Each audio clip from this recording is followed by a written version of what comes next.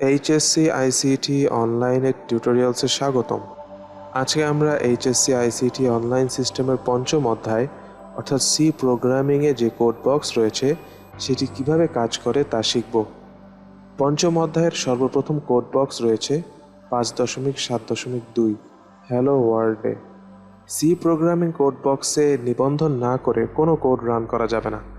আমাদের সিস্টেমে নিবন্ধন একেবারে ফ্রি, তাই যারা এখনও নিবন্ধন করেননি দ্রুত নিবন্ধন করে নিন। আর যদি নিবন্ধন করতে কোনো সমস্যা হয় তাহলে আমাদের নিবন্ধনের টিউটোরিয়ালটি দেখে নিন। টিউটোরিয়ালের লিঙ্ক ডেসক্রিপশন বক্সে দেওয়া আছে। নিবন্ধিত অ্যাকাউন্ট দিয়ে লগ ইন করে এই পেজে আসতে হবে। এটা হচ্ছে সি প্রোগ্রামিং কোড বক্স। প্রথম বক্সটি কোড ইনপুট বক্স। এখানে সব ধরনের সি প্রোগ্রামিং কোড লেখা যাবে। এর নিচে মোট 4টি অপশন রয়েছে। রান বাটনে ক্লিক করলে ইনপুট বক্সের কোড রান হবে। এখানে হ্যালো ওয়ার্ল্ড লেখাটি দেখা যাচ্ছে, যা উপরের সি প্রোগ্রামটির আউটপুট, আর নিচের বক্সটি হলো আউটপুট বক্স। রান বাটনের বাম পাশে রয়েছে reset code button.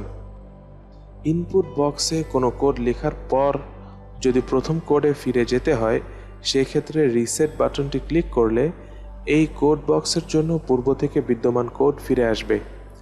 Save click করলে এই কোড বক্সে যে কোড আছে বা লেখা হয়েছে সেই কোডটি আপনার অ্যাকাউন্টে সেভ হবে। লোড মাই কোড ক্লিক করলে এই বক্সে সেভ করা কোড ফিরে আসবে। সেভ করা এই কোডটি আপনার ড্যাশবোর্ডের সেভ করা সি প্রোগ্রাম অংশে পেয়ে যাবেন। আমাদের সি প্রোগ্রামিং কোড বক্সের অন্যতম বৈশিষ্ট্য হচ্ছে এর এরর রিপোর্টিং ফিচার, অর্থাৎ যদি কোডে কোনো ভুল হয় তাহলে সিস্টেম থেকে চিহ্নিত করে দেবে যে কোথায় কি ভুল হয়েছে। যেমন এখানে যদি হ্যালো ওয়ার্ল্ডের পরে সেমিকলন মুছে দেয়া হয়, অর্থাৎ স্টেটমেন্ট ক্লোজ না করা হয়, তাহলে রান করলে এরর দেখাবে।